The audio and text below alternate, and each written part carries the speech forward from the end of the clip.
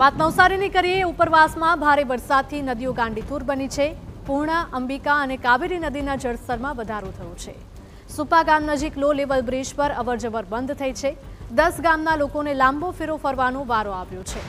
ડાંગ, તાપી અને સુરત જિલ્લામાં ધોધમાર વરસાદ વરસતા નવસારી શહેરની નદીઓમાં ઉપરવાસમાંથી ભરપૂર પાણીની આવક થઈ રહી છે। પૂર્ણા, અંબિકા અને કાવેરી નદીના જળસ્તર સતત વધી રહ્યા છે, જેને પગલે નજીકના ગામોને સાવચેત રહેવાની સૂચના અપાઈ છે। બે દિવસથી નવસારી સહિત સમગ્ર દક્ષિણ ગુજરાતમાં વરસાદી માહોલ છવાયો છે। વરસાદી માહોલના પગલે નવસારી જિલ્લામાંથી વહેતી લોકમાતાઓની સપાટીમાં વધારો થઈ રહ્યો છે। દ્રશ્યો દેખાઈ રહ્યા છે। નવસારી નજીકથી વહેતી સુપા ગામની પૂર્ણા નદીની સપાટીમાં વધારો થયો છે, જેને લઈને સુપા કુરેલને જોડતો જે લો લેવલ બ્રિજ છે એ પાણીમાં ગરક થયો છે, જેને લઈને 10થી વધુ ગામના લોકોની સમસ્યા વધી છે અને જે કહી શકાય કે અન્ય જગ્યાએથી નવસારી શહેરમાં આવવા માટે મજબૂર બન્યા છે।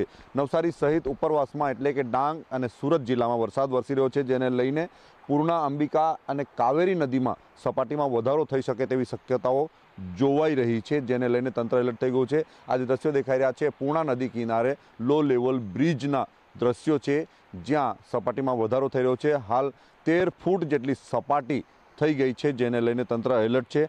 હાલના તબક્કે નવસારી જિલ્લામાં લો લેવલ જે કંઈક બ્રિજ છે એમાં ઓવરટોપિંગના કારણે 7 જેટલા રસ્તાઓ બંધ થયા છે। વાંસદા વિસ્તારના સૌથી વધુ રસ્તાઓ બંધ થયા છે, જેને લઈને તંત્રએ જે લો લેવલ બ્રિજીસ છે ત્યાં જે કંઈક પોલીસ જવાનો તૈનાત કર્યા છે। નવસારી સહિત સમગ્ર નવસારી જિલ્લાના અલગ અલગ તાલુકામાં વરસાદ નોંધાયો છે અને વરસાદને પગલે વાતાવરણમાં પલટો આવ્યો છે, ખુશનુમા વાતાવરણ થયું છે। હાલ જે નદીઓની સપાટી વધી રહી છે એના પર તંત્ર નજર રાખીને બેઠું છે। કોઈ અનિચ્છનીય ઘટના ઘટે તો એને પહોંચી વળવા માટેની તૈયારી પણ તંત્ર દ્વારા કરી દેવામાં આવી છે। ગ્રેસ ગામે TV9 નવસારી। વડોદરાના ડભોઈ